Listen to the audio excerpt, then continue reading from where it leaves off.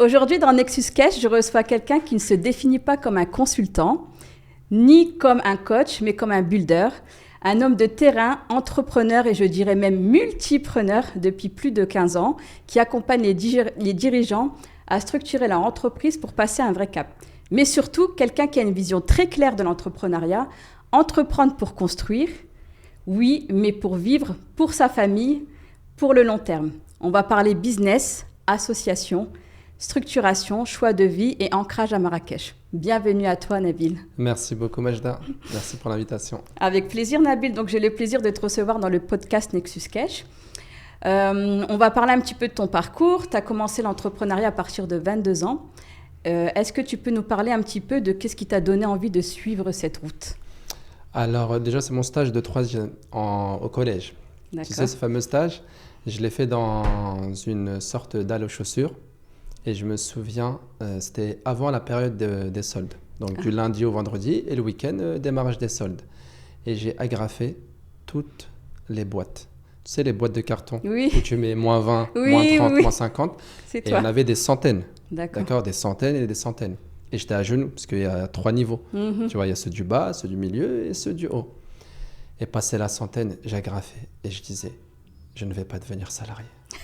Je ne vais pas devenir salarié. Je ne serai jamais salarié. Vraiment, sans blague, tu vois. Et ça a commencé là, sans que je le comprenne, bien évidemment. Ça a commencé tu vois. tôt, hein. C'est vraiment... En tout cas, l'idée, parce que ça m'a marqué, tu vois. C'est vraiment... T'imagines la journée, c'était... Horrible, oui. Mais c'était de l'exploitation, du lundi au vendredi. Et tu vois le genre de magasin. Oui, je vois. Il y en a des centaines et des centaines. Ouais. Et elles ne vont pas s'agrafer toutes seules. Hein. Donc, c'était le petit stagiaire. D'accord. Au final, j'ai remercié, puisque c'était l'ancrage, on va dire. Ok. Et après... Plus, on va dire concrètement, c'était à 17 ans. Je voulais payer mon code de la route, c'est pour le permis. Oui. Et j'avais le mari de ma tante qui faisait les marchés. D'accord. Très loin, à 1h30 de chez moi. Tu vois. Donc à Orléans, moi j'étais dans la région parisienne, dans les Yvelines, donc ça va. Et ils vendaient des épices. Donc on se levait à 5h du matin, on préparait. Moi je l'accompagnais une semaine, c'était pour un mois. Et au bout d'une semaine, instinctivement, moi je fais le tour des marchés pendant ma pause, tu vois.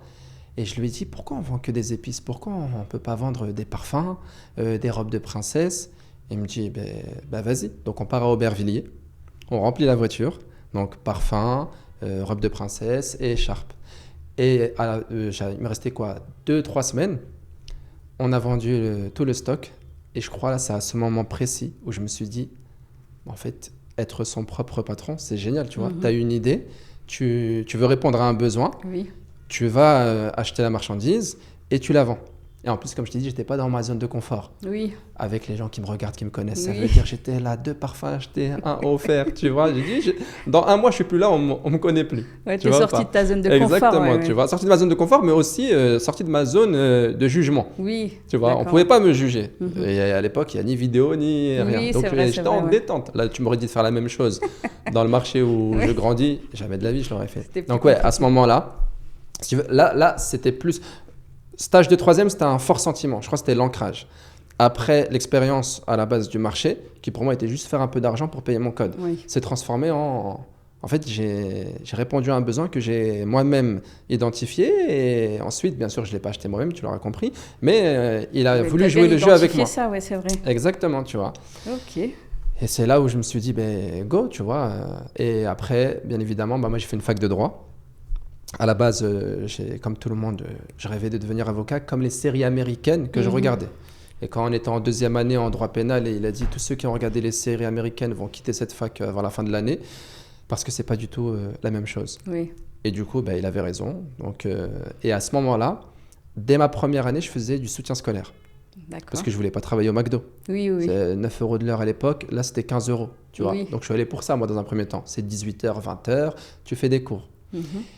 Et le premier cours, je me souviens en rentrant, ma mère elle me dit alors ça a été, tu vois, question banale. Et je lui réponds, si jamais je ne deviens pas avocat, je pense que je vais faire prof, mais pas comme ça.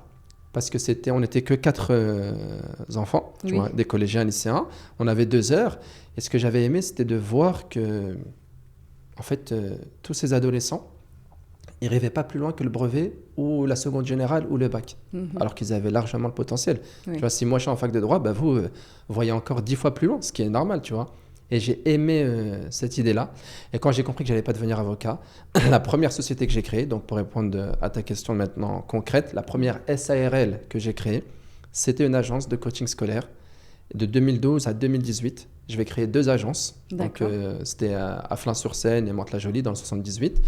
Et c'est à ce moment-là où vraiment je rentre dans le bain. Donc là, j'ai 37 ans. J'ai jamais été salarié. Oui. J'ai commencé avec cette première entreprise. Après, derrière, d'autres s'en suivent.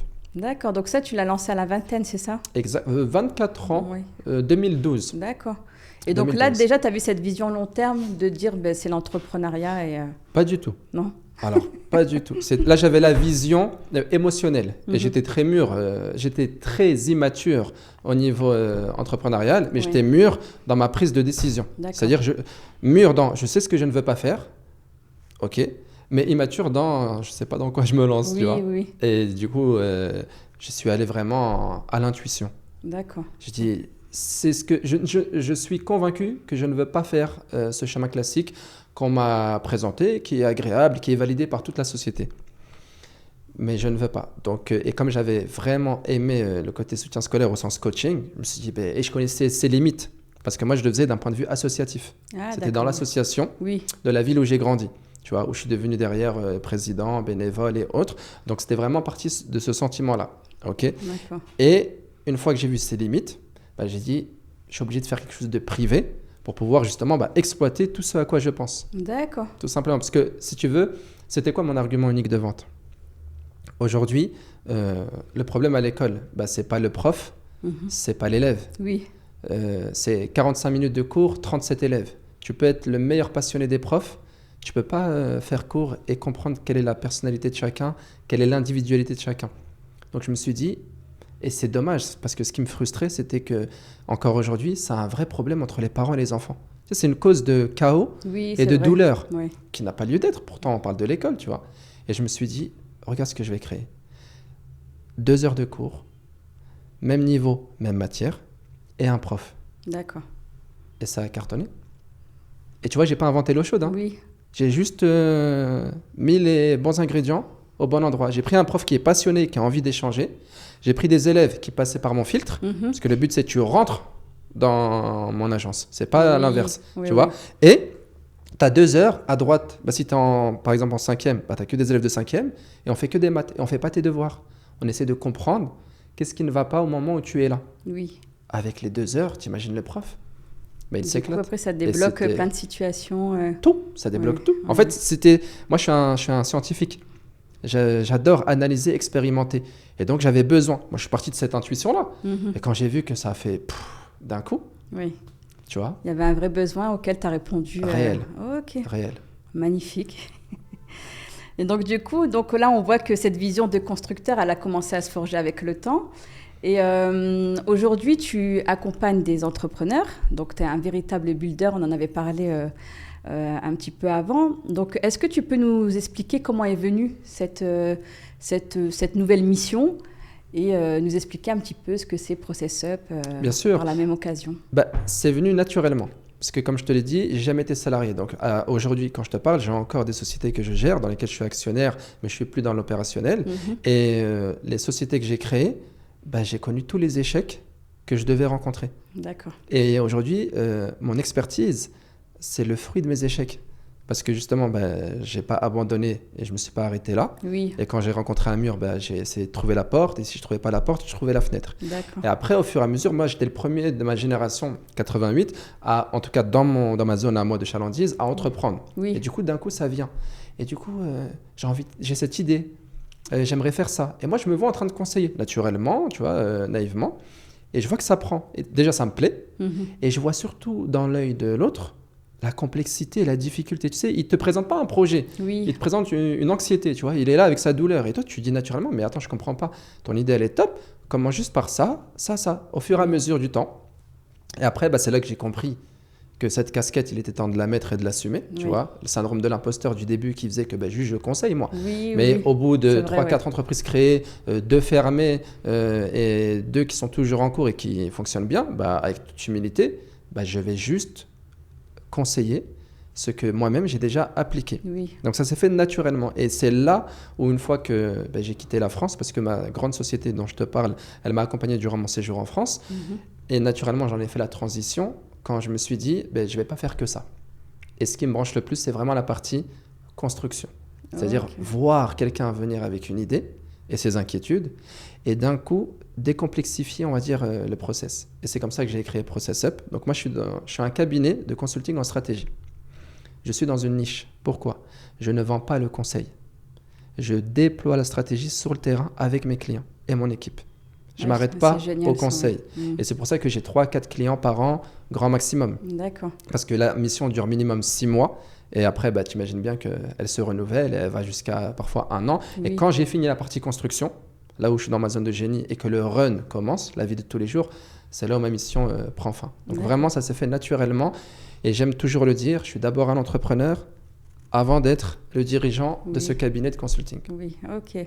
Ben justement, je trouve ça magnifique le fait que, parce qu'il y a beaucoup de cabinets de consulting, etc., et qu'eux n'ont pas forcément l'expérience réelle de l'entrepreneuriat, ou même de l'échec et de rebondir et de trouver des solutions. Et je trouve ça génial que tu proposes ça avec Process Up. Mais est-ce que tu as un type de client en particulier ou Pas du tout. En fait, si tu veux, part du principe, je parle avec beaucoup d'images, je suis un mécanicien. Ok ? Que je répare une voiture, une citadine, une berline, un monospace, une voiture de sport, un semi-remorque, et même j'irai plus loin, je suis un mécanicien qui a eu aussi le loisir d'apprendre à conduire un avion et donc de le réparer, et un train. Un bateau. Et un bateau, tu vois. Parce qu'au final, c'est quoi ? C'est que des moteurs, tu vois, tu retrouves les mêmes éléments avec des différences, on va dire, plus ou moins, on va dire, notables. Et en fait, si tu veux, en tant que mécanicien qui aime déjà réparer et améliorer ses propres moteurs, en face de moi, j'ai besoin d'un entrepreneur qui a déjà commencé. Parce que je ne vais pas te mentir, je ne fais plus ceux qui se lancent. Je fais vraiment ceux qui sont déjà en place. Exactement. Qui ont 1 an, 2 ans, on va dire, d'activité. Parce que pourquoi ils ont besoin de moi et pourquoi moi j'ai besoin d'eux ? En fait, moi, j'ai besoin d'être dans mon génie. Et mon génie, c'est de pouvoir construire et consolider ce que toi, tu as déjà fait. Parce que le mérite te revient toujours en tant que client. Moi, je ne suis pas plus intelligent que mon client. J'ai juste la tête en dehors du guidon. Et quand il m'appelle, c'est qu'il est arrivé à saturation. Oui. Donc, tu vois, quel que soit le domaine, aujourd'hui, j'ai des clients dans la santé. J'en ai d'autres dans l'affrètement de jets privés ou tout simplement dans la fabrication de meubles et autres. Tu vois ? Et donc, dès lors que tu as une équipe et que tu as des process qui sont plus d'actualité et que tu commences, toi, en tant que dirigeant, à serrer un peu la vis et à jeter la faute, du coup, maintenant sur tes équipes ou sur tes outils, c'est là où il faut que tu m'appelles pour que je te dise, écoute, déjà ce que tu as fait, c'est très bien. Maintenant, une main n'applaudit jamais seule. Laisse-moi comprendre ce que tu as construit, ce que tu veux continuer de développer. Et ensemble, c'est ça mon argument unique de vente, c'est ensemble, je descends sur le terrain et je déploie ce que je t'ai construit comme stratégie. Donc, tu les aides soit à débloquer des process qui pourraient être optimisés, ou soit à scaler tout simplement, à passer une étape supérieure. En fait, je te donne 3 étapes très simples. Parce que quand c'est simple, tout le monde comprend.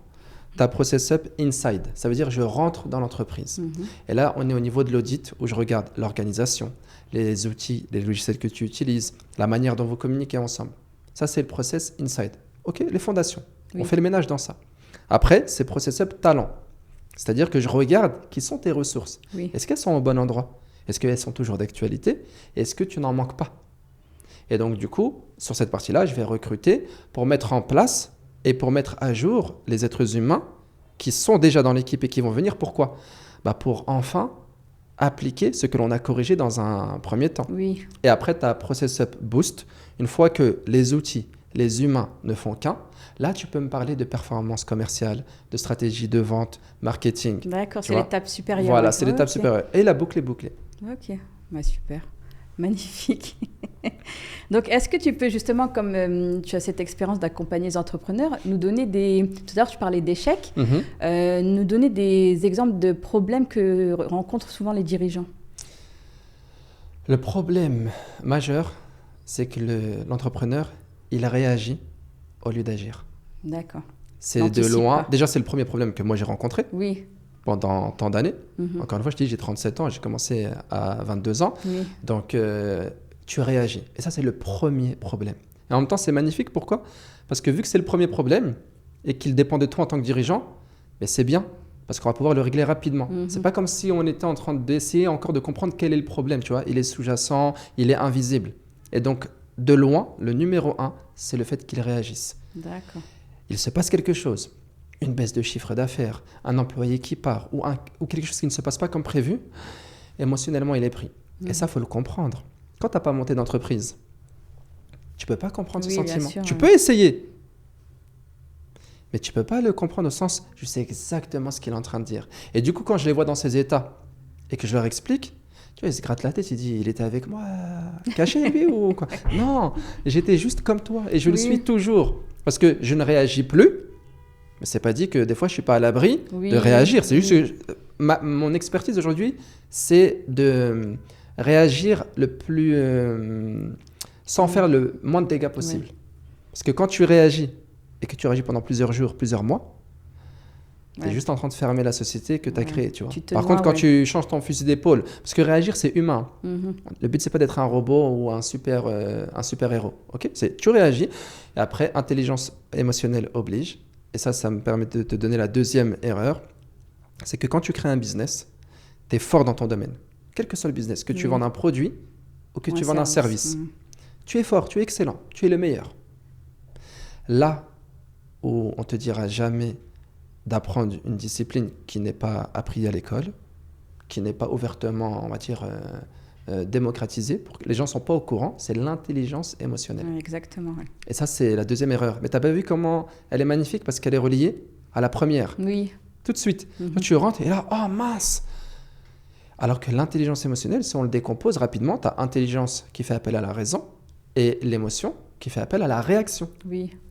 Donc, quand tu es fort en intelligence émotionnelle, ça veut juste dire que tu réagis moins aux réactions venant de l'extérieur et tu les temporises et tu les analyses. Et c'est là où tu deviens cet entrepreneur qui comprend que le chemin, forcément, il sera semé d'embûches. Oui. Et c'est le jeu. Oui, et c'est même amusant. Oui.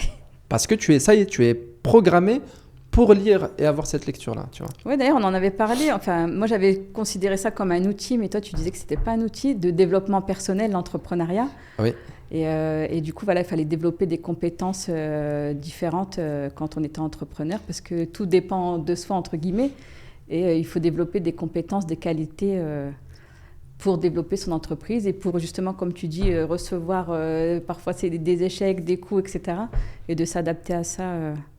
Mais c'est exactement ça. Et pourquoi ? Parce que quand tu crées l'entreprise, on prend encore l'image, tu décides de créer un bateau et d'être le capitaine de ce bateau. Oui. Mais tu ne sais pas comment t'occuper des vivres et de leur ration et de la gestion. Tu ne sais pas comment t'occuper du moteur. Tu ne sais pas comment t'occuper… De l'équipage. Tous ces éléments. Ou des éléments naturels. Ou les éléments naturels, tu vois. La tempête. Il y a une tempête, comment on réagit. Oui. Donc, un entrepreneur, sa difficulté première, et c'est ça le challenge, c'est de comprendre qu'au début, tu démarres seul, alors que ce n'est pas possible. Oui. Parce que tu n'as pas tous ces talents-là. Mais tu peux commencer avec un radeau, tu vois. Juste, va sur l'eau. Oui. Et après, tu vas, dans l'image toujours, tu vas y greffer un autre et un autre. Et chacun sera compétent dans son domaine, tu vois. Et à la fin, tu auras ce bateau-là. Mais au début, tu es censé porter toutes les casquettes. Tu es le comptable, tu es l'employé de ménage, tu es le commercial, tu es tout. Oui. Tu vois, si tu as un bureau et qu'il manque, tu vois, qui accueille du public, il manque le papier toilette dans les toilettes, c'est de ta faute à toi. Oui. Il faut y penser. C'est Mais tu as vu le rouleau du TPE ? Faut l'avoir aussi en stock. Oui. Tu vois, moi je me rappellerai toujours, j'avais ouvert une boutique de maroquinerie juste avant le Covid. Oui. Et juste la petite anecdote, c'est on a ouvert samedi, ça a trop bien marché. Tu sais quel problème j'ai eu ? Le rouleau de TPE. Tout simplement. Moi, je ne savais pas que ça allait cartonner. Oui. Mais tu vois, Dieu merci, on avait rencontré les voisins bien avant, on s'était présenté, je suis allé directement chez les voisins, ils m'en ont donné 4. Ah, je dis, j'en ai besoin que d'un, moi, tu vois. Et tu as trouvé une solution, du coup, tu t'es adapté rapidement. C'est ça, tu vois, c'est ça. Et tu vois, on ne m'a pas dit, attention, pense à ça, parce que c'est le jeu. Oui. Quand tu te lances dans l'entrepreneuriat, c'est une aventure. Mais du coup, comme tu l'as vécu, tu peux me conseiller, par exemple, si quelqu'un ouvre une boutique, attention, au TPE, ça peut être… Tu vois, tu vois cet exemple-là, maintenant, multiplie-le par 10, par 100, avec les enjeux qui sont beaucoup plus grands. Oui, et c'est sûr. pour ça que les gens me payent. Oui. Tu vois, pas pour le principe du TPE. Monte d'un cran, tu vas recruter quelqu'un. Très bien. Une erreur fâcheuse, parce que les dirigeants, souvent, se plaignent rapidement Oui. de leur employé. Ouais, c'est vrai. Et moi, je pose toujours cette question. Elle est chaotique pour le dirigeant, mais elle est tellement révélatrice. Je dis pas de problème, Mhm. sors-moi sa fiche de poste. Et là, il se gratte la tête. Non, mais tu sais, je l'ai embauché pour... Non, Il y a pas de excuse-moi, fiche de regarde, poste. n'y vois rien de personnel. Mhm. Reste branché, tu vois, c'est Process Up et ton entreprise. Je te demande, tu me parles de ton employé, tu en as fait un rapport, je vais ni le critiquer ni l'infirmer, je veux juste avoir une base sur laquelle m'appuyer, ta fiche de poste. Factuel, oui. Mais j'en ai pas. Eh ben rassure-toi, c'est une bonne nouvelle. Parce que tu te plains d'un employé couteau suisse qui lui-même, qui ignore qu'il était un couteau suisse, et quand bien même il l'aurait accepté, il aurait accepté quelque chose de plus grand que lui. Tu vois. Et ça, c'est un exemple. Si tu veux, on monte en niveau dans qu'est-ce que je peux t'apporter du vécu que j'ai eu. Parce que moi, le premier, j'ai rencontré ça. Oui, oui, oui. Tu embauches quelqu'un, mais encore une fois, parce que tu es dans une aventure que tu vis pour la première fois. Et en dépit de toutes les formations qui peuvent être bonnes et qualitatives, en fait, ça, c'est du vécu. Et c'est là où, justement, comme je dis à mes clients, l'idée, c'est de te faire gagner 6 mois ou 12 mois. Oui. Mais je te le dis, je te le répète, je ne suis pas plus intelligent que toi. Tu vas réussir quoi qu'il arrive. Mhm. Tu es juste en train de te poser la question, est-ce que tu veux aller à la vitesse grand V ou est-ce que tu veux prendre le temps? Oui, et c'est vrai que le côté personnel, il y a beaucoup de difficultés pour les entrepreneurs à trouver du bon personnel. Mais ce que je trouve là où c'est fort, ce que tu proposes, c'est d'avoir une vision macro, parce que tu disais, il peut réussir tout seul, mais parfois on a tellement le nez dans le guidon qu'on ne voit pas les anomalies ou ce qui pourrait être amélioré. Et toi, le fait que tu aies une vision macro, du coup, tu as un ensemble et là, tu peux déployer du coup, des systèmes pour optimiser le développement d'entreprise. Et on en parlait, parfois, c'est juste des petits détails. On parlait d'intelligence émotionnelle. Par exemple, c'est un petit détail, pour lui, c'est un grand problème, alors que pour toi, c'est quelque chose de minime pardon, où tu peux proposer une solution assez basique ou assez rapidement. Donc ça, je trouve ça super, le fait de se faire accompagner en vision macro. Mais justement, ça me permet de transitionner sur la prochaine question. Pourquoi, justement, il y a autant d'entreprises qui stagnent malgré les bonnes idées? Parce qu'une idée ne suffit pas. Mhm. Tu sais le cerveau, combien d'idées il a par jour? Oui. Selon les études, peu importe, 60 000. Mhm. 60 000 idées par jour. Oui, Donc tu vois, on ne manque pas d'idées. exactement. On ne manque pas d'idées. Donc qu'est-ce qui fait que malgré toutes tes bonnes idées, ça n'avance pas ou ça stagne? Le process. C'est pour ça aussi que j'ai appelé mon cabinet Process Up. Ouais. Tu vois, parce qu'en fait, aujourd'hui, quand tu entends le mot process, les gens souvent vont dire « Ah oui, c'est un logiciel, ou c'est un CRM, ou c'est un outil. Mhm. Et ça s'arrête là. Alors que chez moi, le process, c'est toute la stratégie, c'est tout le mécanisme Oui. dans lequel il y a les outils, tu as raison, les CRM, les méthodos, bref, Oui. tous les artefacts. Oui, oui. Mais de l'autre côté, tu as aussi l'équipe, l'humain. Mhm. Et l'humain et les outils ne doivent faire qu'un. Oui. C'est ça un process up. Ça y est, là, on peut y aller, tu vois. Et c'est là où tu vois que la plupart des personnes qui ont des bonnes idées mais qui stagnent, quand tu fais un audit et tu dis donne-moi juste tes outils avec lesquels tu travailles, c'est WhatsApp. Ok, très bien, ça peut marcher, tu sais. Ensuite, quelles sont les réunions que tu fais, les meetings là? C'est quoi l'heure du jour? C'est quoi les objectifs? C'est quoi, en fait, c'est quoi l'attendu? Oui. C'est aléatoire, ouais, c'est le lundi, ok. Il y a des comptes rendus? Non, c'est à l'oral, ok. Donc tu vois, je m'arrête juste à ce niveau-là. Mhm. Bonne nouvelle. Tu n'as pas la mauvaise idée, tu n'es pas sur la mauvaise voie, tu es juste en train d'avoir la mauvaise méthodologie. Oui. Alors viens, tout de suite là, on embraye. Mhm. Et là où il devrait se gratter la tête et peut-être réfléchir à comment, moi je viens et je lui pose tout de suite la méthode, le CRM, l'outil. Oui. Quand je vais discuter avec les êtres humains, la première chose que je fais qui est révolutionnaire pour certains, c'est tu n'as pas de fiche de poste, pas de problème. On va commencer par en faire une. Dis-moi, ça fait 6 mois que tu travailles, 1 an ou 2 mois. Tu peux me dire ce que tu fais? Et c'est super intéressant. Parce qu'entre ce que lui perçoit et me dit ce qu'il fait, Mhm. et moi quand je parle à l'employé, tu l'as embauché pourquoi? C'est le Il y jour a un et monde. la nuit. Et les deux sont innocents. Oui, oui, oui. Mais encore une fois, toute évidence n'existe pas tant qu'elle n'est pas formulée. Mhm. Donc, c'était pas évident pour l'un, c'était pas évident pour l'autre. Et donc, tu remets la fiche de poste, même la personne dit « Ah ouais, c'est ça qu'il attendait de moi !» Et en fait, au final, et de l'autre côté, ce qui est beau aussi parfois, c'est que « Ah ouais, elle fait ça, alors que moi, à la base, je l'ai même pas demandé. » Ah oui. Ouais, Mais ouais. pourquoi? Parce que même l'entrepreneur, et parfois on peut prendre du recul, mais c'est fou quand même.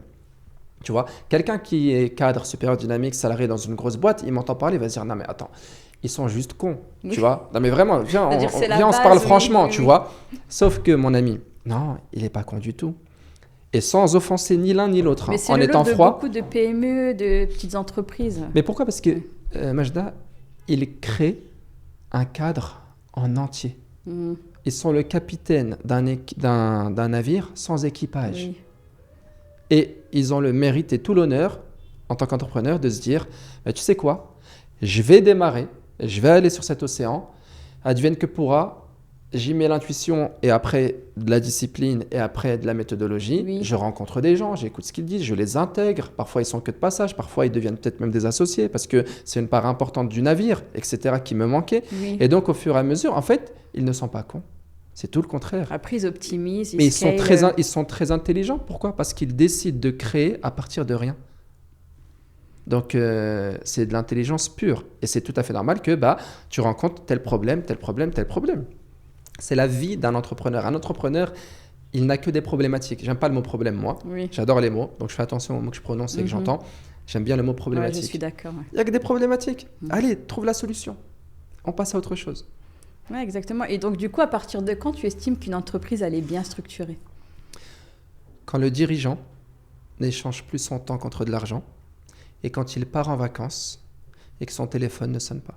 D'accord. Tout simplement. Parce que quand j'accompagne des entreprises qui font du bénéfice, du chiffre d'affaires, mais que le dirigeant, s'il n'est pas là, ça baisse. Et quand il est en vacances, moi, je te parle d'histoire vraie, des personnes, avant de commencer l'accompagnement, me disent, et je les crois, j'annule mes vacances. Moi, je pars en vacances, je suis en mode une semaine, je les annule parce que je dois revenir. Oui. C'est ça une entreprise qui ne fonctionne pas. C'est magnifique ce que tu dis, parce qu'on va en parler tout à l'heure, la partie vie perso, vie pro quand on est entrepreneur. Mais avant ça, tu en as parlé tout à l'heure quand tu dis au fur et à mesure, l'entreprise se développe, elle grandit, elle fait entrer des gens pour s'associer. Et on va parler de la partie association. Justement, quand un entrepreneur te parle d'association, on parle d'association, juste pour que les spectateurs comprennent, pas d'association au sens social, Bien mais sûr. de partenariat. De partenaire, je rentre dans l'entreprise, je prends des parts. Voilà, exactement. Du coup, quelle est la toute première question que tu poses quand un entrepreneur te dit « je vais m'associer » La première, c'est pourquoi. Et lui, il donne des réponses évidentes. Parce que je ne pourrais pas faire tout seul, parce que je n'ai pas tout l'argent. Et flash info, qui a fait ça quand il a monté sa première entreprise? C'est moi. Et plus d'une fois. Monsieur Nabil. Monsieur Nabil. Pourquoi? Parce que tu te dis, attends, moi je ne vais pas travailler 7 jours sur 7. C'est pas possible. C'est pas je veux pas. Ce n'est pas possible. Donc comme c'est un monde que j'ignore, je me dis, il faut que quelqu'un vienne. En plus, j'ai fait mes calculs, t'as vu? Pour la première, j'avais 5 000 €. Je me suis dit, ce serait bien. Et ça suffisait. Mais je me suis dit, t'imagines, j'ai 10. Ça double. Ça va couvrir les loyers, t'as vu? Parce que je suis immature d'un point de vue entrepreneurial. Donc, je vois que la peur et le risque. D'accord? Donc, je me dis, voilà. En plus, si je suis malade, on est des spécialistes du pessimisme quand il s'agit de faire les mauvais choix. Oui. Tu vois? Et donc, je me dis, pourquoi? Pour voir et entendre, parce qu'il y a des bonnes associations et il y a des associations qui ne sont pas mauvaises, qui sont inutiles. Tu vois? Elles sont inutiles. Et donc, du coup, si j'entends qu'il est émotionnellement, je lui réponds, tu sais, déjà, je rassure ses peurs, je les éteins, c'est des croyances limitantes, et je les éteins de manière rationnelle. Oui. Et il y en a plus d'un qui me remercie encore aujourd'hui, parce que le gâteau, il leur appartient à 100%. Et ils ont compris qu'effectivement, mais comme l'émotion, elle est tellement grande, il faut le vivre. Tu as créé une entreprise, il faut le vivre. Nous, on voit le côté super mindset, il l'a créé. Écoute, il est en panique totale. Il ne sait pas ce qu'il fait, d'accord? Et chaque jour que Dieu fait, il se demande pourquoi il a fait ça, tu vois. Des fois, moi, quand je rigole et on me dit « ouais, j'ai envie de créer une boîte », je dis « pourquoi ?» Raconte-moi un peu ta vie, reste comme tu es, tu vois. Mais on est dans l'humour, tu vois. Mais si tu veux, l'idée, c'est vraiment de lui poser cette question-là. Pourquoi?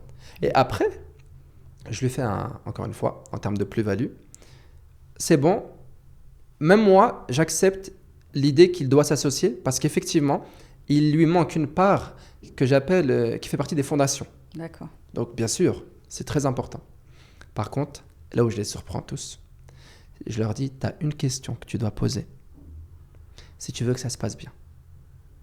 Sinon, à coup sûr, tu verras que ça se terminera mal. Oui. Cette question, c'est quand est-ce qu'on se quitte? Et tu as vu, et maintenant mets-toi On dans n'y la peau pense pas au de début. celui qui se lance. Mais pourquoi t'es si pessimiste? T'étais bien là, tu sais, Oui, tu oui. as fait l'analyse, Oui, c'est bon. tu casses le délire un petit peu. Ouais, c'est Merci ça. beaucoup. Non, pourquoi? Parce que, et c'est marrant, parce que peu importe les statuts, que tu aies fait une SARL ou une SAS, c'est écrit noir sur blanc dans l'article cession de parts, que l'un et l'autre peut céder les parts. Tu vois? Oui, oui. Mais comme nous, on les lit pas, on paraphe et on signe. Oui, On est trop exactement. excités, Ouais, tu vois. c'est vrai, ouais. C'est mon best friend, c'est mon meilleur, tu vois. Tu vois, Ouais, il y a soit ce lien déjà de à la vie et à la mort. confiance, ouais, c'est ça. Exactement. Ça, c'est de l'immaturité. C'est pas de la mauvaise foi. Oui. Ce sont pas des mauvaises personnes. J'étais pas mauvais et les personnes avec qui je me associais n'étaient pas mauvaises. On était juste tous immatures. Tu vois, parce qu'il n'y avait pas quelqu'un qui est venu, tu vois, on n'a pas grandi dans un milieu entrepreneurial. En tout cas, moi, perso, c'est j'ai vrai, pas grandi du tout dans ça, tu vois. Ouais. Et donc, du coup, lorsque tu ne te poses pas cette question-là et cette limite-là, c'est la porte ouverte à toutes les émotions. De trahison, d'abandon, de crime de lèse-majesté. Parce Ou de qu'un jour viendra. dans les Mais oui, missions. parce qu'un jour viendra, je te le souhaite, tes intérêts vont changer. Et moi, le meilleur exemple, parce que je l'ai vécu, tu vois. Et à un moment donné, l'image qui m'est venue, c'est attends. Certaines personnes se marient, ont des enfants. C'est ce que j'allais te dire exactement. Et divorcent. Oui, oui. Tu sais ce qu'ils ont laissé derrière? C'est pas des actifs ou des comptes en banque. Hein. C'est un lourd passif, tu vois. Oui. C'est pas évident du tout. Et toi et moi, on s'associe d'un point de vue économique. Ok, on était meilleurs amis avant, peu importe, ou pas. Oui. Et donc, c'est à la vie, à la mort. Mais t'as vu ça où? Et le paradoxe, c'est je vais pas me lancer dans l'entrepreneuriat pour me mettre des menottes avec toi. Oui. On a une entreprise, on la développe. Demain, j'ai plus envie. Eh ben, on se met d'accord sur déjà quelle est la valorisation de l'entreprise, quelle est la valorisation de mes parts. Peut-être qu'elles vaudront rien, peut-être qu'elles vaudront quelque chose. Ensuite, on se met d'accord sur le paiement, est-ce qu'il va être échelonné. Bref, peu importe. Faut la tout vie normale d'une faut entreprise. en parler noir sur Tu vois. blanc. Mais quand tu ne fais pas ça, Oui. à tous ceux qui nous écoutent et qui veulent se lancer, à coup sûr, et je ne fais pas le devin, c'est mathématique. Oui, Parce que tu pars sur une base qui est émotionnelle. c'est vrai. Et l'émotion, par nature, est fluctuante. Tu penses que tu auras la garantie de la joie et de la bonne humeur que tu as eue quand tu as signé 2 ans plus tard, quand tu voudras passer à autre chose, légitimement, sans être accusé d'avoir trahi, d'avoir abandonné? Oui. Non. Mais encore une fois, immaturité entrepreneuriale.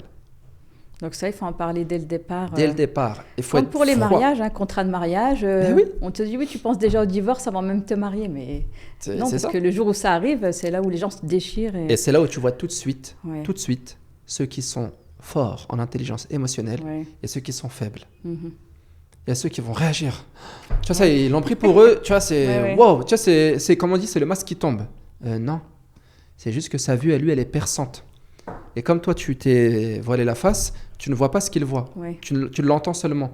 Et l'entendre, ça fait peur. Mais quand il te l'explique par A plus B, tu le remercies et tu dis effectivement, allons-y, let's go, tu vois. D'accord. Donc vraiment, voilà, anticiper l'association. Et est-ce que tu peux nous donner des exemples, vu que toi tu l'as déjà vécu, que tu as accompagné des entrepreneurs, des exemples de partenariat qui fait que ça explose justement? Tu as celui le plus classique, et c'était aussi mon cas, celui de l'amitié. Oui. Tout simplement. Tu cherches dans ton portable les contacts qui sont d'abord tes amis, à qui tu proposes l'aventure. Oui. On va te dire oui. Et là, c'est pas ça manque de fiches de poste, c'est que ça manque de tout. Oui. Tu vois, de clarté. En fait, c'est ce que j'appelle le café du commerce. Tu as pris le rendez-vous dans un café et tu as monté ton commerce sur un coin de table. Oui. Donc, premier signal et première cause, c'est quand tu vas chercher ton ami. Okay. Au lieu de chercher un partenaire.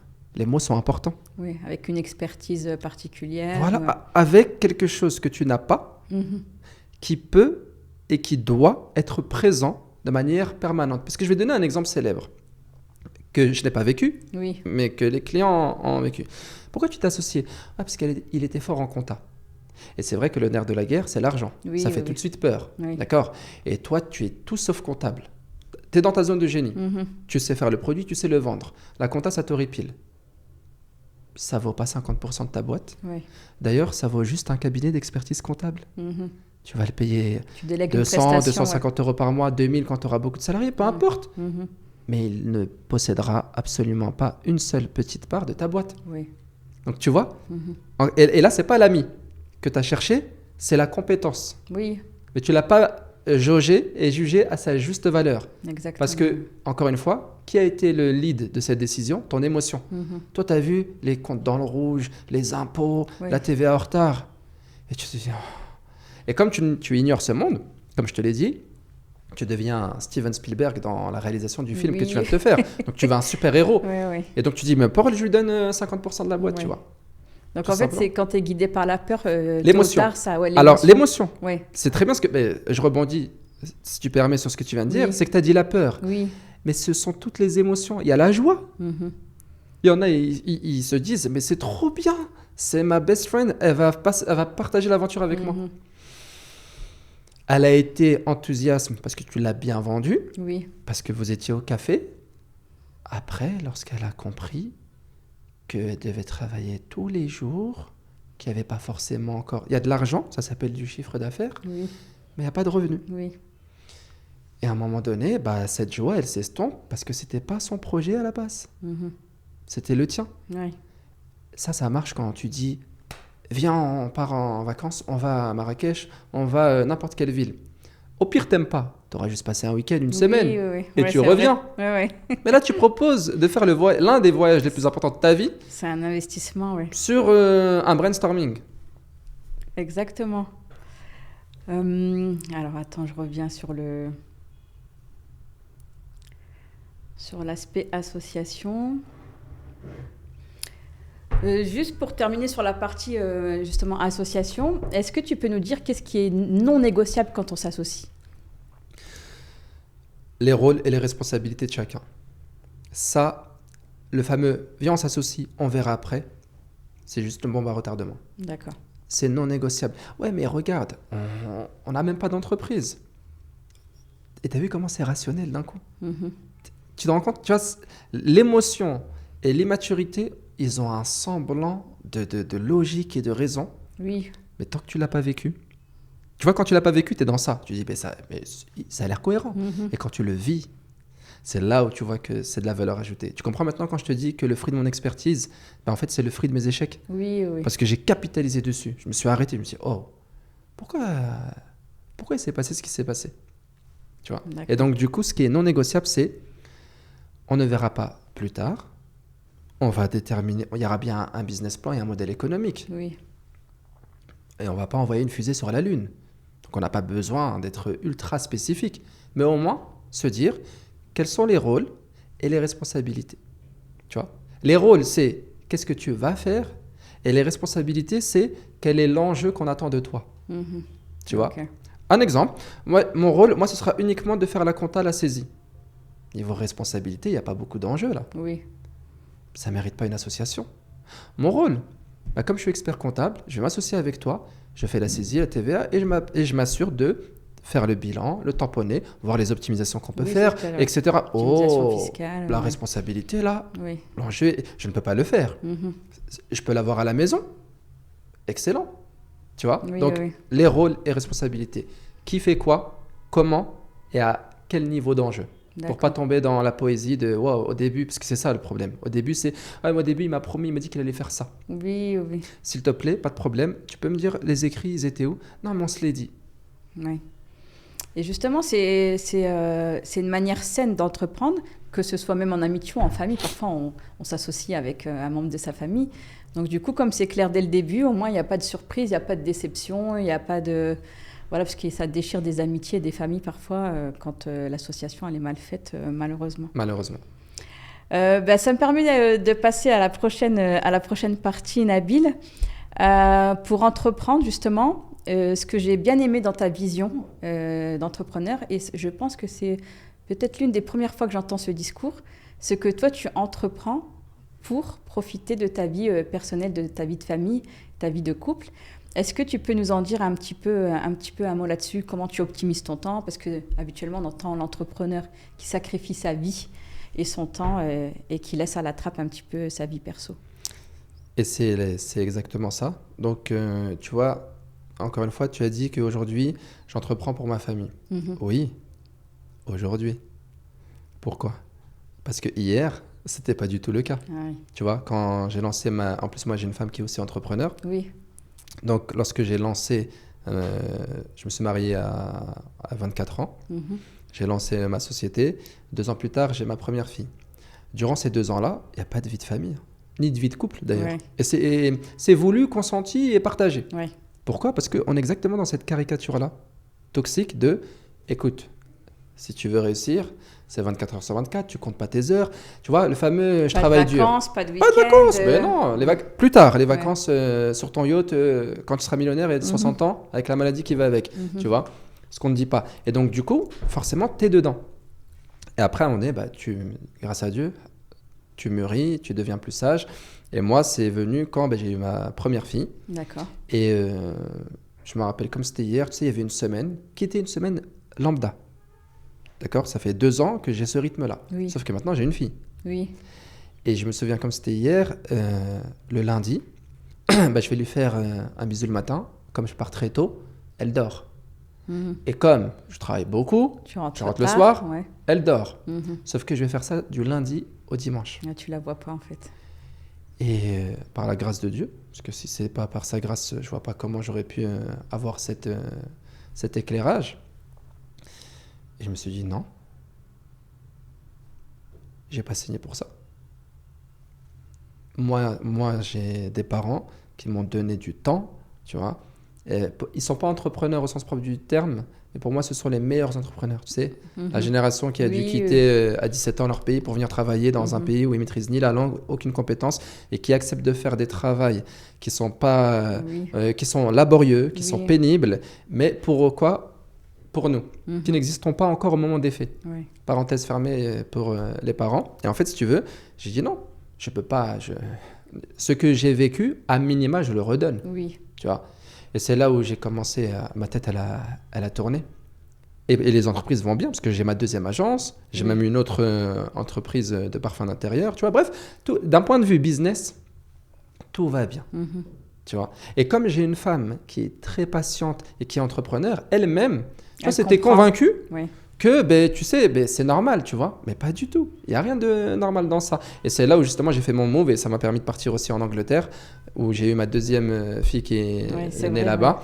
Et à partir de ce moment-là, je me suis juré que d'abord, du mieux que je peux, bien évidemment, ma famille. Et après, on voit le business. Et c'est là où naturellement, ça commence à se composer. Et ce que tu veux, quoi que tu penses, tu as raison. Et ce que tu veux, tu l'attires à toi. Au début, je voulais juste le business. Et c'était le discours que j'ai dit à ma femme. Écoute, là, on se lance. Donc, on n'est pas salarié. Il n'y a pas de... On finit à 17h, on débranche le cerveau et à la fin du mois, on a un salaire. Tu débranches une seconde ton cerveau, la fin du mois n'existe pas. Donc, tu vois, on était en mode survie. Et immature. En fait, c'est pas ça. Si tu fais bien, si tu as un business où tu réponds à une offre, que ce soit un produit ou un service, tu fais bien tes devoirs, pourquoi en fait tu serais obligé d'être esclave de ta société? Réfléchis mieux, critique-toi davantage pour comprendre comment tu peux en fait gagner plus en faisant pas moins d'efforts, en faisant mieux tes efforts. Parce que derrière, tu as une volonté qui est ferme, c'est de te dire je veux être présent dans ma vie de famille. Et c'est magnifique parce que ça répond à ce que tu disais tout à l'heure quand je t'ai posé la question de qu'est-ce qu'une entreprise réussit. Tu m'as dit quand le dirigeant, il peut partir en vacances, il ferme son téléphone et que en gros les entreprises elles tournent même quand il n'est pas là, que ça ne baisse pas. Donc c'est là où tu en es aujourd'hui, alhamdoulilah. Et du coup ça te permet de profiter beaucoup mieux de ta vie de famille. Donc c'est vraiment magnifique parce que c'est vrai que c'est rare d'avoir ce discours-là où tu as l'entrepreneur généralement, même quand il est entrepreneur depuis des années, où il passe sa vie en entreprise et puis sa vie de famille elle est un petit peu... ils sont bien matériellement, mais niveau temps et affection, c'est là où ça pêche un petit peu. Magnifique. Du coup, on va parler tout à l'heure du fait que ton épouse, elle est entrepreneur aussi, juste avant la dernière partie. Mais là, on va un petit peu aller plus dans la partie entrepreneuriat, les bonnes décisions à prendre quand on est entrepreneur. Du coup, avec l'expérience, qu'est-ce qui fait qu'un entrepreneur prend une bonne décision? C'est une excellente question, ça. Une bonne décision, c'est d'abord si tu as une bonne analyse. Demain, tu me dis, Nabil, j'ai pris la décision de faire ça. Je te dis, très bien, tu peux me montrer ton analyse? Tu es capable de me donner ton analyse, tu sais, les forces, faiblesses, menaces, opportunités. Oui. Ça veut dire que tu as pris une décision qui est le fruit d'une analyse réfléchie, mûre, et tu n'as omis aucun aspect. Oui. Tu n'as pas voulu être que négatif et tu n'as pas voulu être que positif. Et donc, tu as ton analyse, le fameux SWOT. Oui. Tu vois pas? Un des outils parmi tant d'autres. Exactement. Et c'est ce que je dis. Et c'est pour ça que souvent, quand je suis avec mes clients, ils me disent, mais dis-moi, qu'est-ce que tu en penses? Je dis, t'as oublié? Ce que j'en pense, ce n'est pas du tout ça. La solution. Oui. Ça part de ce que je pense, mais on termine avec de ce que l'on a posé comme analyse sur le terrain. Quelles sont les menaces si on prend cette décision? Quels sont les risques si on prend cette décision? Quelles sont maintenant les forces de cette prise de décision? Et quelles sont les opportunités que vont nous ouvrir cette décision? Et c'est tellement évident, mais ça nécessite un effort. Et l'être humain, il est pressé. Exactement. Il préfère agir et réfléchir ensuite. Pressé, et puis il souhaite la facilité aussi très souvent. C'est ça. Alors que c'est vrai que généralement, on en revient un petit peu au même point, finalement, c'est la stratégie. Comment tu élabores, parce que c'est vrai qu'on va dans l'opérationnel. Mais en même temps, ça va être une des questions justement sur certains qui mettent beaucoup de temps avant de se décider d'entreprendre. Est-ce que tu peux nous dire un petit mot là-dessus? Est-ce que tu sais c'est quoi la cause principale? Pour moi, je n'ai pas la science infuse, de ma petite expérience, quelle est la raison principale des échecs en entrepreneuriat? Certains vont dire la peur, l'argent. Chez moi, je peux te le dire, me concernant moi et le voyant maintenant, c'est l'indécision. D'accord. Ceux qui tardent tout simplement à prendre une décision. Tout a été posé sur le papier. Tout a été discuté, rediscuté. Un SWOT, tu n'es pas obligé d'en faire un. Tu peux en faire un, tu peux en faire un deuxième. Tu peux demander à quelqu'un d'autre d'en faire un. Enfin bref. Alors, je ne sais pas. On avance. Et le problème avec tous ces outils et tous ces conseils, c'est que parfois, c'est un refuge qui nous enferme. Ah oui, ça fige. Parce que, pourquoi c'est un refuge qui t'enferme? Parce que l'intention est bonne et même la démarche. J'ai besoin d'en savoir plus parce que j'ai envie de bétonner mon sujet. Mais tu vas faire 10 SWOT? Tu vas parler à 10 conseillers? Non. À un moment donné, tu es juste face à une évidence que tu n'acceptes pas, tu n'es pas en train d'agir. Donc, c'est l'indécision qui, pour moi, est le facteur principal de toutes les belles entreprises qu'on aurait dû voir naître et qui ne verront jamais le jour. Et tu ne penses pas que c'est lié au syndrome de l'imposteur un petit peu de se dire est-ce que je me lance, je suis vraiment... Parce qu'une fois qu'il y a tout, et tu as le budget, tu as les outils, tu as la stratégie... Je ne suis pas convaincu du syndrome de l'imposteur comme étant le frein principal pour la simple et bonne raison que celui-là, il existe toujours. C'est-à-dire que même quand tu te lances, tu l'as. Oui, c'est vrai. Tu vois? En fait, s'il l'était, je t'aurais dit oui, à la seule condition qu'effectivement, parce qu'une fois que je me lance, c'est bon, je ne l'ai plus. Oui, non, mais moi, aujourd'hui, j'espère que je l'aurai toujours d'ailleurs, ce syndrome. Parce que mon but à moi, c'est d'évoluer sans cesse. Oui, c'est vrai. Et jamais de m'applaudir, c'est bon, maintenant j'ai tout appris. Je suis vraiment ça un ne disparaît pas même après. Pas du tout. Est-ce que tu peux nous dire, là justement, tu nous as parlé de quand prendre la décision, de ne pas trop tarder non plus. Mais comment on peut faire la différence entre intuition et ego en entrepreneuriat? C'est une excellente question. Ça me fait dur là. Franchement. Non, c'est l'intuition et l'ego. En fait, pour moi, l'ego fait du bruit. Et l'intuition, elle est calme. L'ego, c'est quand tu veux prouver quelque chose, soit à toi-même, soit à quelqu'un. Et l'intuition, toujours selon moi, c'est, je dirais même l'intention, mais on va rester sur ton mot. L'intuition, c'est quand, malgré les risques que tu vas prendre, tu es serein. Tu vois ce que je veux dire? Et c'est une excellente question parce que ça a été l'histoire de ma vie jusqu'à ce que je trouve un parfait tips que je te partage. Comment savoir si je suis dans l'ego ou si je suis dans l'intention, mais je vais reprendre ton mot, l'intuition.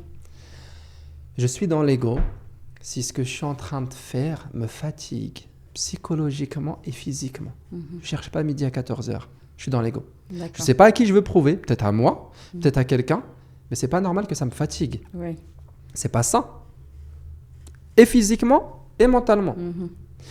Et comment je sais que je suis dans l'intention? Tu vois, l'intuition, c'est quand je sais que le doute, il est là, et le risque, il est réel et sérieux, parce que je l'ai posé, tu as vu, dans les risques, et il est réel, c'est pas un petit risque.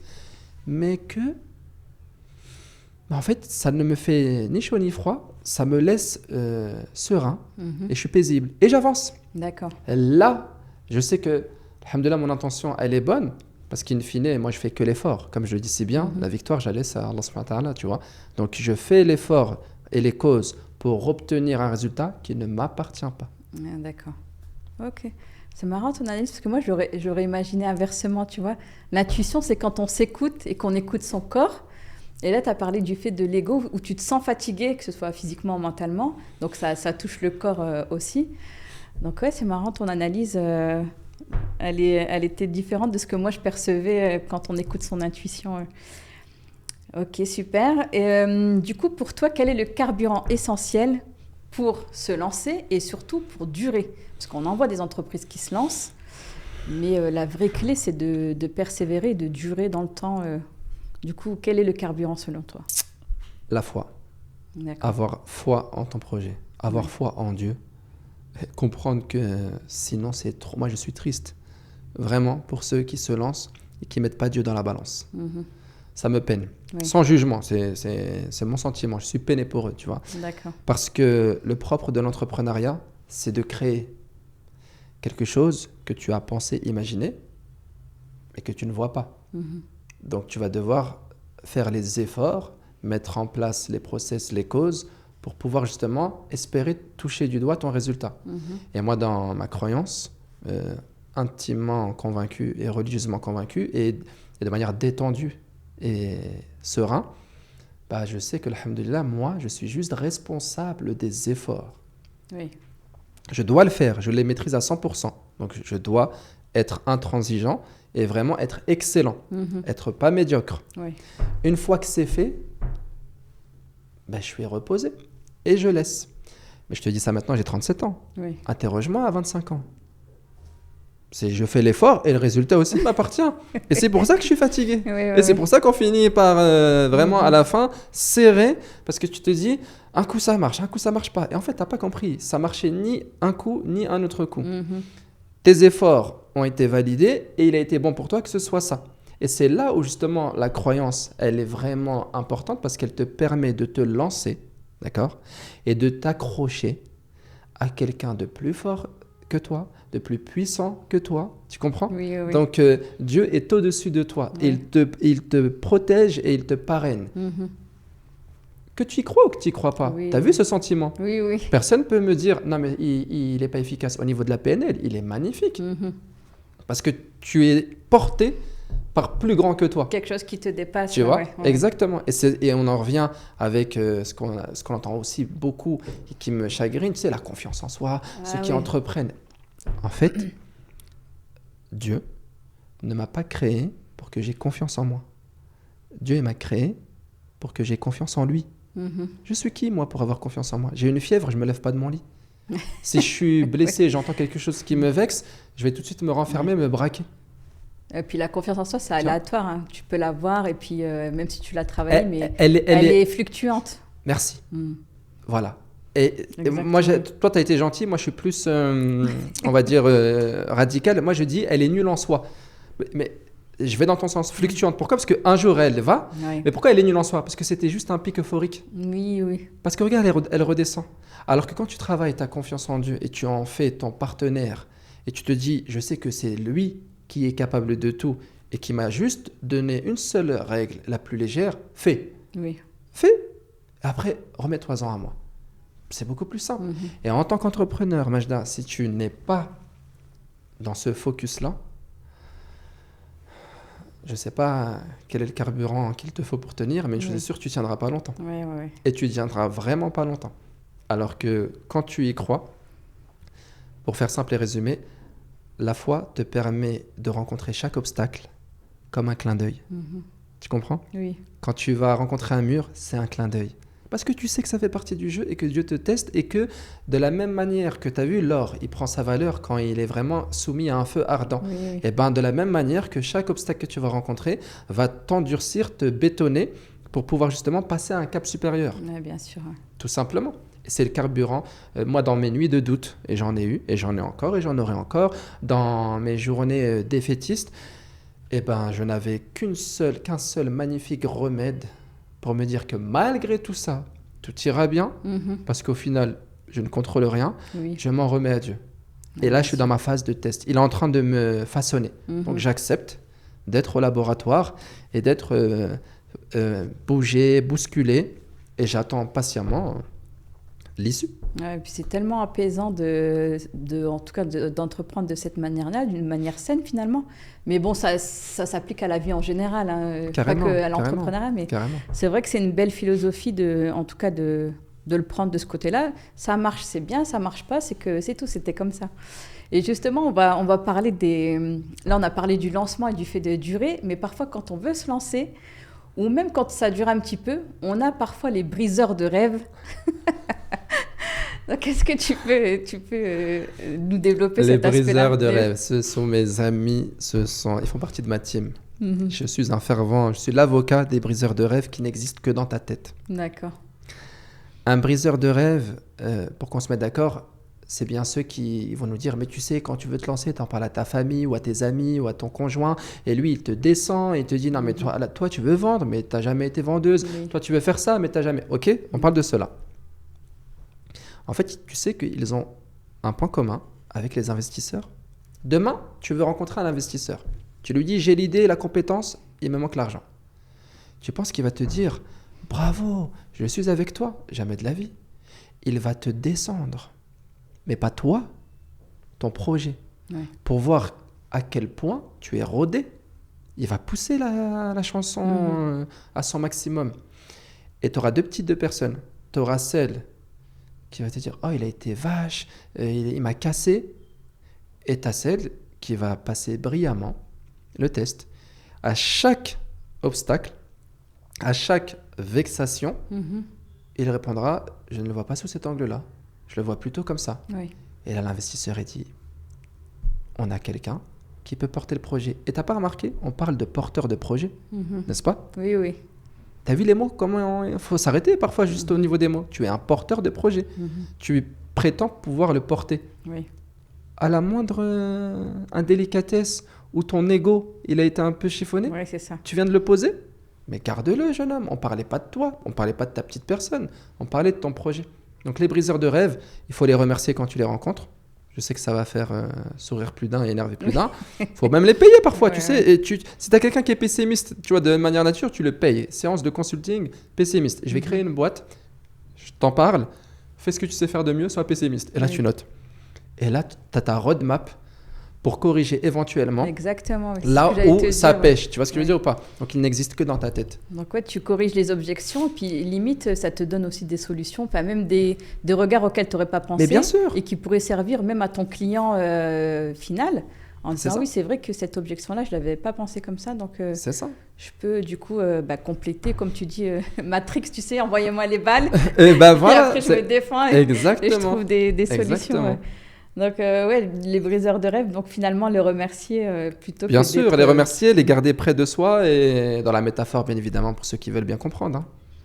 Et on en a parlé un petit peu rapidement tout à l'heure, c'est dans le fait de le bon équilibre entre la formation et le passage à l'acte.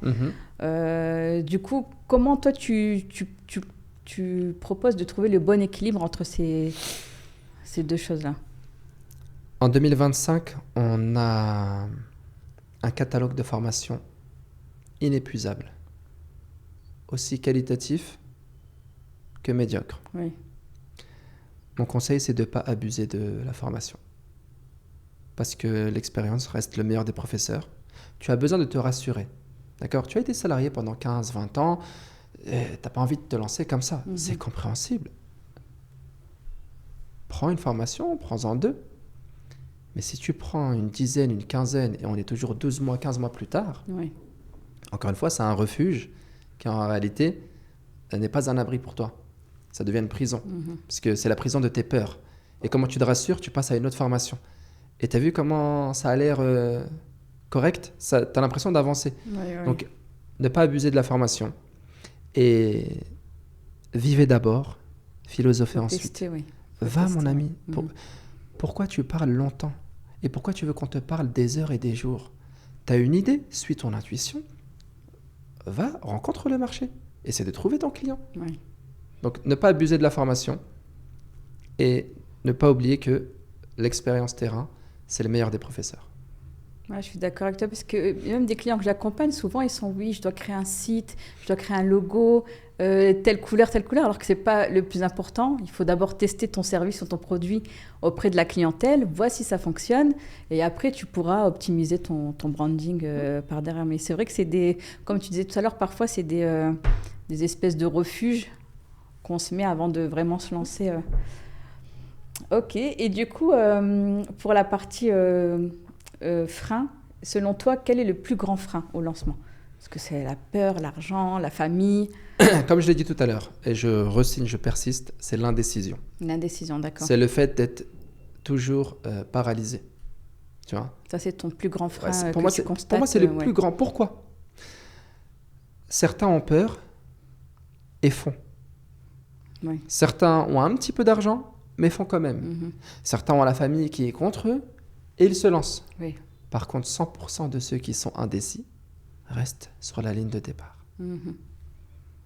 Donc tu vois, pour moi, c'est lui le frein. Oui, Et c'est fou parce que il est tellement puissant et inexistant en même temps.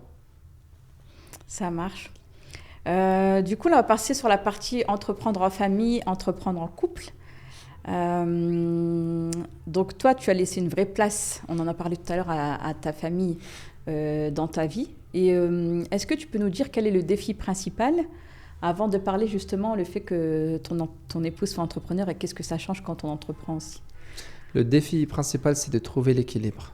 D'accord. Et crois-moi, c'est un sacré défi.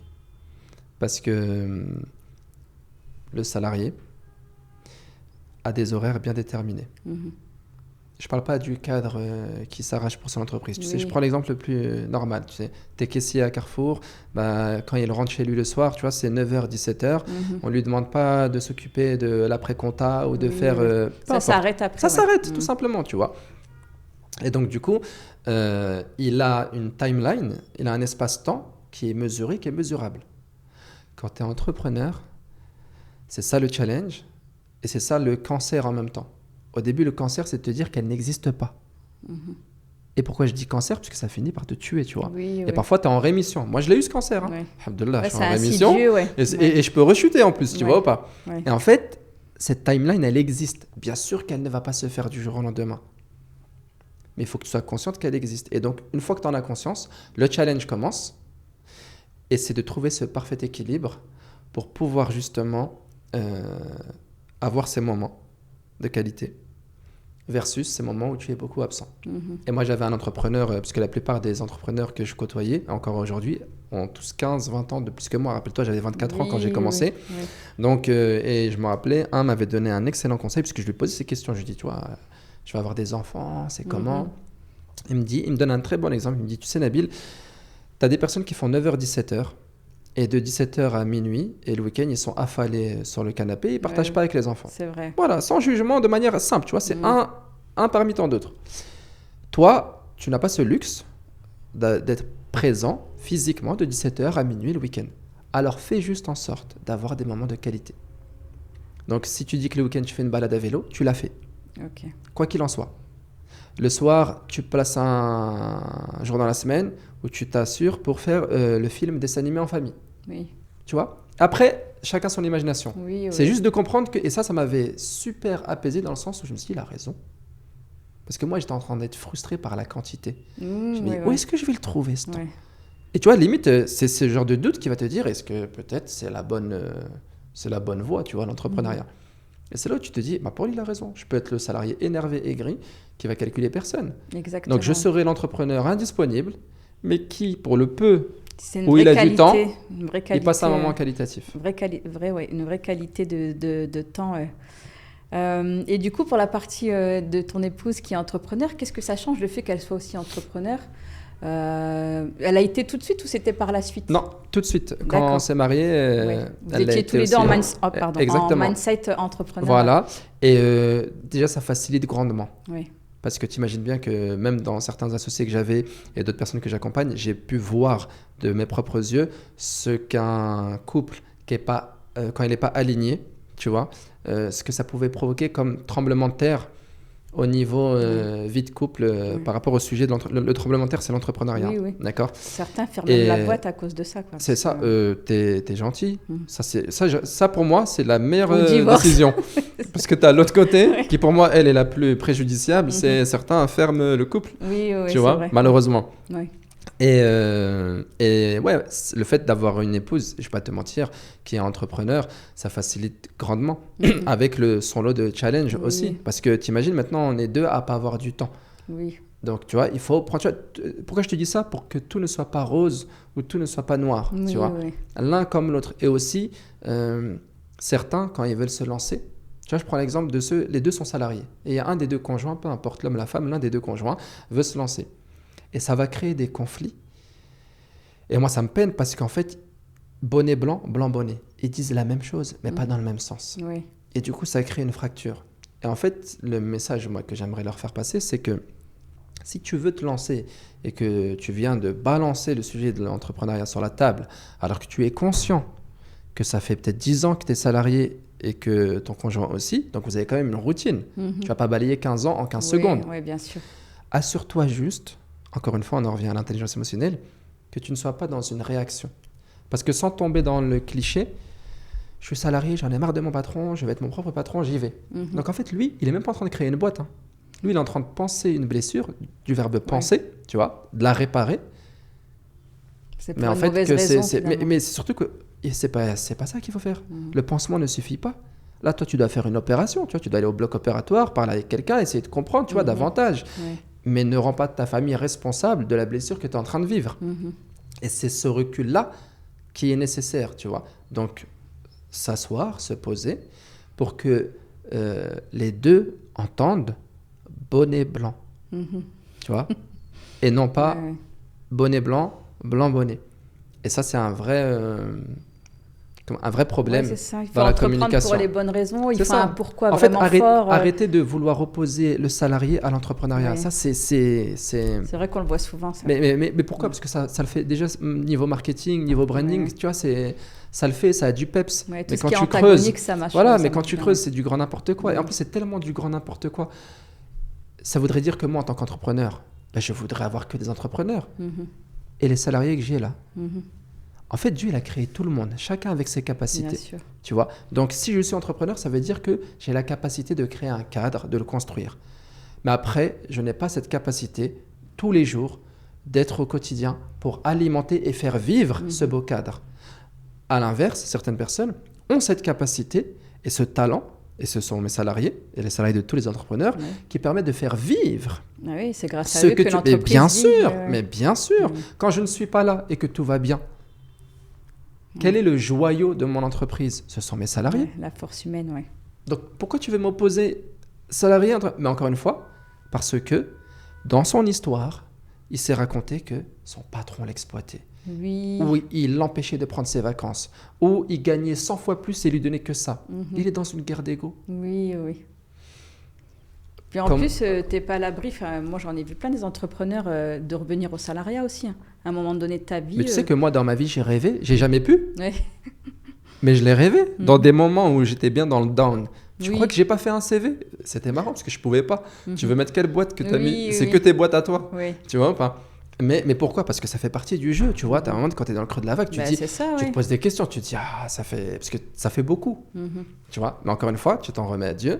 Et Dieu n'est juste... Au moment où toi, parce que j'ai fait l'effort, moi, j'ai fait des CV, tu sais. Tu as un réseau à un moment donné, tu vois. Donc, tu vois, ça ne matche pas. Tu te dis, écoute, si ça ne matche pas, c'est qu'il y a quelque chose d'autre pour moi, tu vois. Donc, mais l'opposition pour moi... résilience, l'opposition salarié-entrepreneuriat, elle est exécrable. Et elle est à l'image de ce qu'on veut vendre derrière. Ouais, elle est stérile, ouais, ok. Et justement, là, on va passer, avant de passer au quiz final... à la partie justement ancrage Marrakech. Qu'est-ce qui fait que, tout à l'heure tu en as parlé, tu viens de France, tu t'es installé en Angleterre, puis à Dubaï. Qu'est-ce qui fait que tu es venu au Maroc et particulièrement à Marrakech? Alors, on précise bien que moi, j'aurais jamais pu quitter la France et pour le Maroc. C'est pour remettre tout dans le contexte. Oui, Parce que, comme on a grandi avec les ancrages et les préjugés et les clichés, c'était pas le. Tu vois, c'est pas. la Je vais pas te dire, destination, ouais, c'était le Maroc oui, pour oui, tout. Non, premium, oui. exactement. Donc, je suis parti en Angleterre, en plein Covid. Oui. Tu vois, ma femme était enceinte de notre deuxième fille. Elle a accouché là-bas. On a fait une belle année. L'une des plus belles, je crois, de ma vie, puisqu'on était en plein lockdown, c'est confinement. Oui. Donc, tu pouvais pas faire mieux en termes de recentrage. Mhm. Tu vois. Et à ce moment-là, j'ai découvert que je n'étais pas ouvert d'esprit. Parce que quand je voyais tous les contraires entre ce que j'ai vécu en France et ce que je voyais en Angleterre, je me suis dit, mais j'ai encore trop de choses à découvrir. Et moi qui pensais être ouvert d'esprit, j'ai vu un pays, mais qui l'était vraiment. Oui. C'est là-bas que j'ai appris que l'ouverture d'esprit n'est pas une fracture du crâne. Mhm. Tu vois, Mhm. c'est pas parce que tu veux t'ouvrir un peu que. Oui, Tu vois, oui. Et donc, du coup, bref, passons. J'ai fait 1 an. Ma femme n'aimait pas trop la grisaille et la pluie. On a essayé Dubaï. On a fait aussi 1 an. C'était très bien en soi. Et ensuite, Marrakech s'est imposé de fait parce que maintenant, on était ouvert d'esprit. Tu comprends? Mhm. En fait, le Maroc, il accueille que des gens qui lui ressemblent. C'est-à-dire c'est des vrai. gens qui sont ouverts d'esprit. Ouais, oui. Tout Ouais, je simplement. suis d'accord. Ouais. Tu vois. Et du coup, pourquoi on a choisi Marrakech? De la même manière que quand je suis parti en Angleterre, j'y suis jamais allé. J'avais jamais mis les pieds. Quand je suis parti à Dubaï, j'avais jamais mis les pieds. Et je me suis installé direct, avec tout ce D'accord. que ça implique. Appartement, inscription, Oui. hôpital, tout ça qui va bien. Et Marrakech, j'y étais jamais allé. Parce que moi, là-bas, je suis du Rif, de Oui. l'Hoceima, et ma femme est d'ailleurs. Et donc, du coup, on a choisi Marrakech parce que de loin, c'était celle qui allait nous donner notre équilibre entre vie de famille, soleil, forcément, tu vois pas, et j'ai envie de te dire authenticité, Oui. tu vois. Casa, j'ai rien contre, mais ça me branche pas. Rabat, tu vois, c'est mon affection, elle s'est faite naturellement pour Marrakech, tu vois ce que je veux dire ou pas? Oui. Et donc du coup, on est venu ici comme un choix, on va dire, comme un appel de l'âme, parce qu'on est marocain, Oui. tu vois. Nos parents, ils sont marocains. Ils ont fait le choix de partir. Tu sais, mon père, il fait partie de ceux qui sont nés le 1er janvier 1950. Oui, oui, oui. D'accord? Un peu Donc, comme beaucoup de voilà. Marocains. Et donc, il est parti à l'âge de 17 ans, mais ils n'avaient jamais l'intention de rester. Oui, Le destin a fait qu'ils sont restés. oui, c'est Mais vrai. moi, en fait, aujourd'hui, j'ai un rêve. C'est de voir tous les Marocains résidents étrangers venir résider au Maroc. Mhm. T'imagines? En fait, je pars du principe qu'on a fait notre stage Ouais. en Europe, aux États-Unis, dans le monde. Mhm. Et là, c'est l'heure de venir jouer le match, tu Ouais, vois. exactement. Et en toute humilité, tu viens apporter ton petit caillou. Les montagnes sont faites de petits cailloux. Moi, je suis un petit caillou. Toi, tu es un petit caillou. Ceux qui tiennent ce podcast sont un petit caillou. Et tous autant que nous sommes, si on vient dans ce Maroc-là pour continuer à l'aider à rayonner comme il se doit, Oui, je pense qu'on sera aussi puissant que les montagnes de l'Atlas. magnifique. J'ai envie de conclure sur ça, mais On a un quiz. Oui, j'avais juste encore une petite question. Justement, qu'est-ce qui fait que tu te projettes dans l'entrepreneuriat? Parce que tu as parlé de Casa tout à l'heure et de Rabat. C'est vrai que Marrakech, on ne l'imagine pas tout de suite comme une ville d'entrepreneurs. Qu'est-ce qui fait que ton ancrage ici à Marrakech pour entreprendre te satisfait? Et comment tu te projettes à long terme? Marrakech, c'est une ville d'entrepreneurs par excellence. Mhm. Prenons un exemple. Tu es un occidental qui veut un salaire européen. Mais tu viens pas à Marrakech. Mhm. On est d'accord? Ouais. Tu vas à Rabat, tu vas à Casa. Oui, oui. Si tu veux ton salaire européen. Oui, oui. Ok? Donc, tu vois, tu n'as pas d'autre choix que d'être entrepreneur. Et pourquoi ça s'y prête? Parce que moi, il y a une chose qui m'a frappé, c'est, tu as vu au feu rouge, quand je suis arrivé, tu vois des entrepreneurs. Quand je te disais tout à l'heure, si tu as un produit ou un service, va juste à la rencontre de ton client. Oui. Arrête de vouloir t'entêter sur le logo, sur le site, etc. Exactement, Va à ouais. la rencontre. Ouais. Quand c'est la Coupe du Monde et que le Maroc joue, t'as les gars, ils sont avec des drapeaux du Maroc, avec des maillots, et t'achètes parce que le besoin, il est là. Ouais, ils Quand s'adaptent c'est la aux rentrée besoins, scolaire, je te jure, ils te vendent des pochettes. oui. et tu les as pas trouvés ou flemme d'aller à Carrefour faire la queue, tu l'achètes. Quand là, on est dans la période hiver, il y aura un peu de froid. Et en fait, quelle que soit la période, Ils s'adaptent. ils ont une cellule marketing. Voilà le produit. Tu vois, c'est du e-commerce, Ouais. mais pour de vrai. Oui. Tu vois. Et c'est un exemple. Tu as un gars qui est toujours à côté d'un feu rouge, tu vois, dans un endroit qui est toujours le même. Il pose sa voiture, elle est remplie de vêtements autour. Oui. Il n'est pas en train de se dire, bon, au niveau du merchandising, je vais voir comment je peux faire pour... Non, il Non, pas aimait, du tout, oui. tu vois. Ouais. Et c'est cette claque-là qu'ils m'ont mise, les Marrakechais, parce que à leur niveau, en fait, ce sont de véritables entrepreneurs dont tu peux tirer des belles leçons. Et tu vois, des véritables entrepreneurs. Parce qu'ils ne font pas $1 million, mais il va avoir son public, il vend et il rentre à la maison. Et le dimanche, il ne travaille pas. Oui. Il profite de sa famille. Oui. Et c'est vraiment, pour moi, une masterclass Marrakech en termes de famille. Oui. De vie de famille, c'est une vraie magnifique. masterclass. En plus, on avait parlé de l'histoire du café, enfin de ceux qui faisaient les cafés dans les voitures. Tu m'avais Exactement. expliqué l'histoire de comment ça s'est créé. Bon, super. Du coup, là, on va pouvoir partir sur le quiz Nabil. Bonne respiration, on va y aller. On y va. Sur les terrains, qu'est-ce que tu vois chez les entrepreneurs qui réussissent vraiment ? Leur capacité à changer de décision. Changer leur fusil d'épaule. S'adapter. Directement. C'est moi, j'ai fait ça, je vois que ça ne marche pas, je change mon fusil d'épaule. Ok, réactivité. Exactement. Une erreur que tu ne referais plus ? Réagir. Le moment où tu t'es dit, ok, là j'ai grandi. Ce matin. Travailler moins mais mieux ou travailler plus pour aller plus vite ? Work smart, not hard. Travailler intelligemment, pas travailler dur. Ok. Une habitude simple qui t'aide à garder l'équilibre. Mais 5 consultations par jour avec Dieu. Magnifique. Le meilleur investissement selon toi, le temps ou l'argent ? Le savoir. Le savoir. Le temps, il ne t'appartient pas, il défile. L'argent, tu l'as, tu le donnes ou tu investis, il se réduit. Le savoir, tu l'as, tu l'acquiers. Et quand tu le partages, non seulement tu le consolides, et il se multiplie. Tu le déploies, oui. C'est ça. Un mot que tu bannirais dans le monde entrepreneurial ? Résultat. Ah, c'est marrant. Résultat. Parce que les gens sont focus sur le résultat et font des syncopes sur le résultat, des crises cardiaques sur le résultat, tu vois, des crises d'angoisse sur le résultat. Concentre-toi sur l'effort. Fais l'effort, réfléchis au process, réfléchis à comment tu vas arriver d'un point A à un point B. Oui. Le chemin qui mène à l'aéroport, c'est pas l'aéroport. Pourquoi tu te focuses sur l'aéroport ? Parle-moi de comment on va y aller. Et en parlant, tu verras que naturellement, on y arrive, tu vois. Oui, le résultat sera là, oui, finalement. Ce que tu aimerais qu'on comprenne mieux des entrepreneurs ? Que ce ne sont pas des super-héros. Oui, c'est ce que j'allais te dire, que tout n'est pas tout rose. On n'est pas des super-héros. Le conseil que tu donnerais à tes filles ? Bien. De toujours remettre en question ce qu'elles entendent et ce qu'elles pensent. Toujours. L'esprit critique, Dima.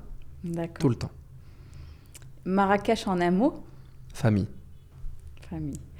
Bon, je te remercie énormément, Nabil, pour cette conversation vraiment profonde. Tu rappelles qu'entreprendre, c'est pas seulement construire des entreprises solides, mais c'est aussi construire une vie alignée avec ses valeurs, avec ses choix familiaux, personnels et des choix conscients qui sont essentiels dans sa vie en général. Et je mettrai pour les spectateurs et auditeurs toutes les informations te concernant dans la description. Et je vous invite à vous abonner à Nexus Caisse, à partager, à liker, à commenter pour aider justement le développement de ce podcast. Mais je te remercie énormément, Nabil. Merci à toi, Majda. Merci beaucoup. Avec plaisir.